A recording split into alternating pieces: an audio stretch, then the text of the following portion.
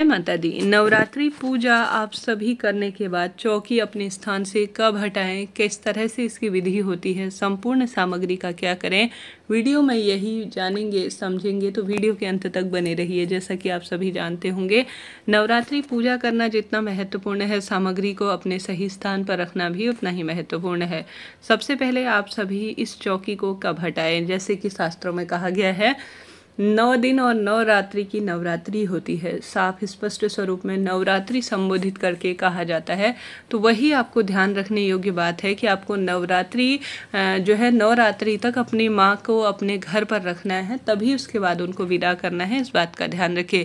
यह गलती कभी ना करें कि अष्टमी के दिन ही चौकी हटा दे रहे हैं और नवमी के दिन ही चौकी हटा दे रहे हैं। ऐसा नहीं, नवरात्रि कहा गया है तो 9 रात 9 दिन जो है आपको चौकी हटानी है। और 10वीं की सुबह व्रत का आप पारण करने से पहले जो है, व्रत को खोलने से पहले आप सभी 10वीं के दिन ही व्रत खोलेंगे और उसी दिन जो है आप सभी सबसे पहले यह जो चौकी आपने विराजमान कर रखी है, सबसे पहले उसे विसर्जित करेंगे। हाथ जोड़कर आपने सबसे प्रथम दिन माता के सभी स्वरूप और अपनी कुल देवी मैया सभी का स्मरण करके उनको बुलाया है। तो सबसे पहले कहें कि आपने, हे प्रभु, कोई भूल चूक हुई हो माता रानी तो माफ़, और मेरे परिवार में खुशियाँ बनी रहे, ऐसी प्रार्थना करने के बाद आपको चौकी को थोड़ा सा हिला लेना है।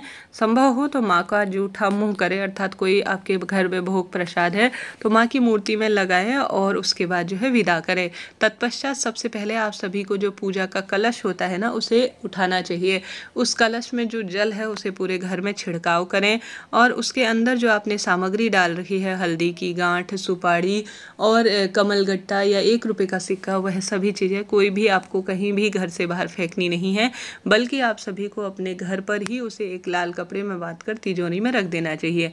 साथ ही प्रश्न आते हैं कि दीदी पिछले साल का क्या करें, तो उसे आपको विसर्जित कर देना चाहिए किसी पवित्र नदी में, और नया आप सभी को लाल कपड़े में अपने घर की तिजोरी में या अपनी दुकान के बरकत के स्थान पर रख देना चाहिए। ठीक है जी, यह बात हो गई। पूजा में चढ़ी हुई जो दक्षिणा है उसे आप सभी ब्राह्मण को दान में दे सकते हैं, या अपने घर पर ही कोई कन्या है अपनी के कुटुंब में तो उसे भी दे सकते हैं, कोई दिक्कत की बात नहीं है। भोग प्रसाद तो 1 घंटे के भीतर ही आप सभी को अपने स्थान से हटा लेना चाहिए। इस बात का आपको ध्यान रखना चाहिए। हमेशा पूजा में भगवान जी उस भोग प्रसाद को आस्वादित कर चुके होते हैं, ग्रहण कर चुके होते हैं खुशबू इत्यादि से, तो उसे 1 घंटे के भीतर ही हटा लेना चाहिए। कलश के ऊपर जो विराजमान श्रीफल है उसका क्या करना चाहिए, इसका विस्तृत वीडियो मैंने बता रखा है।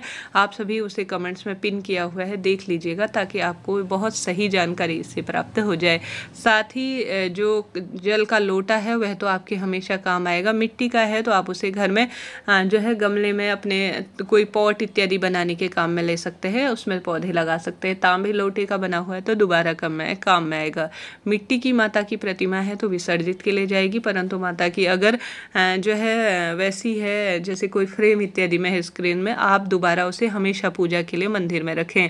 साथ ही आप सभी इस बात का ध्यान रखें कि आपने जो लौंग, इलायची और जो इतने 9 दिनों में आपने जो सामग्री माँ को चढ़ाई है, जैसे इलायची, लौंग इत्यादि, तो उसे आप सभी को हमेशा जो है जब आप अग्नि प्रज्वलित करते हैं ना, तो अग्नि में समर्पित कर देना चाहिए। अगर आप जो है प्रसाद के स्वरूप में उसे ग्रहण करते हैं तो कर लीजिएगा।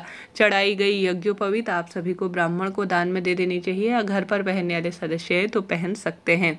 साथ ही सुहाग सामग्री को कभी भी जो है माता रानी का साक्षात आशीर्वाद है, अपने आप में सुहाग सामग्री पवित्र कही गई है, तो इसे जो है कहीं भी बाहर विशेष तौर पर संपूर्ण रूप से देने से बचे।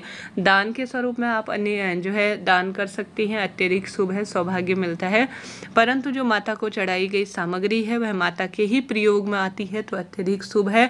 और साथ ही आप गृह लक्ष्मी के स्वरूप में है, घर की सुहागिन महिलाएं ही इसे प्रयोग करें तो अत्यधिक शुभ इसे माना जाता है। आप स्वयं इसे प्रयोग में लें। साथ ही कन्या घर पर आई है तो उसे दे सकते हैं, घर की देवरानी जेठानी इसे प्रयोग में ले। इसे सभी दान में नहीं देना है, थोड़ा सा मात्रा आप सभी संभव हो तो ब्राह्मण जो कि पत्नी स्वरूप में ब्राह्मण देवता की, उन्हें आप सभी दान में दे सकते हैं। इस बात का ध्यान रखें। साथ ही पूजा में आप सभी आवश्यक रूप से जो चावल या अनाज प्रयोग में लिए हैं, अगर ब्राह्मण खाने योग्य हैं तो उन्हें जो है आप दान में दे सकती हैं, नहीं तो चिड़िया कबूतर को या गौ माता को आप खाने के लिए दे दीजिएगा। पूजा में प्रयोग हुए ज्वारे जो आपने 9 दिन प्रथम दिन जो है रखे हैं, ज्वारे उग गए हैं, तो आप सभी उन ज्वारों को विशेष तौर पर अपने घर की तिजोरी में थोड़ा सा रखिएगा, शुभ माने जाते हैं, बरकत स्वरूप में कहे गए हैं। और साथ ही आप सभी को जो मैं अक्षत बताना भूल रही हूँ, अक्षत जो है अपने घर की रसोई में जो अन्न का भंडारण है या अपने गोदाम इत्यादि बना रखा है जहाँ अन्न भंडारण करते हैं, वहाँ भी थोड़ा सा आपको चावल रखने चाहिए, ऐसा प्रमाण मिलता है। इससे घर में बरकत होती है। ज्वारे जो हैं वह मस्तक पर धारण करने चाहिए, घर की जो तिजोरी है थोड़ा सा अंश उसमें रखना चाहिए। यह सिद्धि के स्वरूप में माने जाते हैं और इन्हें फिर बाद में आप पवित्र नदी में विसर्जित कर सकते हैं। ऐसा नहीं है कि पवित्र नदी या पवित्र पेड़ आसपास है तो अपने ही घर का गमला या अपने ही घर का कोई ऐसा स्थान जो खुला है वहाँ पर एक गड्ढा खोदकर या गमले में ही एक गड्ढा खोदकर जितनी भी फूल पत्तियाँ और माँ को चढ़ाई गई सामग्री है उसमें ही आप सभी दाब देंगे तो धरती पर से उत्पन्न वस्तु है धरती पर ही समाहित हो जाएगी, तो इसका फल आपको तत्काल मिलेगा और सभी रोग दोष संकट भी परिवार के नष्ट हो जाएंगे। तो यह आपको कार्य करना है और इससे बहुत अधिक सुख मिलता है। कोई भी वस्तु ध्यान रहे पैरों में ना आए जो कि आपके पूजा पाठ को खंडित करे और क्षयहीन करे, तो इन कार्यों को करने से बचे। हमेशा पूजा पाठ और नियम के साथ ही किए जाते हैं तो ज़्यादा शुभ से देखा जाता है। भोग प्रसाद इत्यादि में या जो भी सामग्री है, जैसे आपने माँ को वस्त्र आप साड़ी इत्यादि समर्पित किए हैं तो यह जरूर से पंडिताइन को दान में दीजिएगा, उन्हीं का हक इस पर बनता है। देखिए कोई भी पूजा अनुष्ठान व्रत हो उसमें दान की महत्वता कही गई है, तो दान करना आवश्यक कहा गया है, तो आपको कुछ ना कुछ तो दान करना ही है। व्रत खोलने से पहले एक समय का भोजन पंडित ब्राह्मण के लिए दान में आप निकालिएगा और हमेशा जो है प्रयोग में ऐसी ही वस्तु दान में दीजिएगा जो कि उनके बहुत काम आए और उनके उपयोगी हो। कभी भी मुझे करना है या जो है ऐसी असुरक्षा की दृष्टि से ना करें। भगवान ने अपने आपको देने योग्य बना रखा है तो संपूर्ण चीज़ें दान न कर पाने की स्थिति में कुछ चीज़ें दान जरूर करनी चाहिए। कोई भी पूजा पाठ की सामग्री है ध्यान रहे कोई भी किसी भी स्वरूप में पैरों में ना आने पाए। साथ ही भगवान जी की जो भस्म है राख स्वरूप कही गई है वह बहुत श्रेष्ठ मानी जाती है और साथ ही आप सभी को विशेष तौर पर उस भस्म को जो है अपने मस्तक पर धारण करना चाहिए जो हवन में बची हुई भस्म होती है।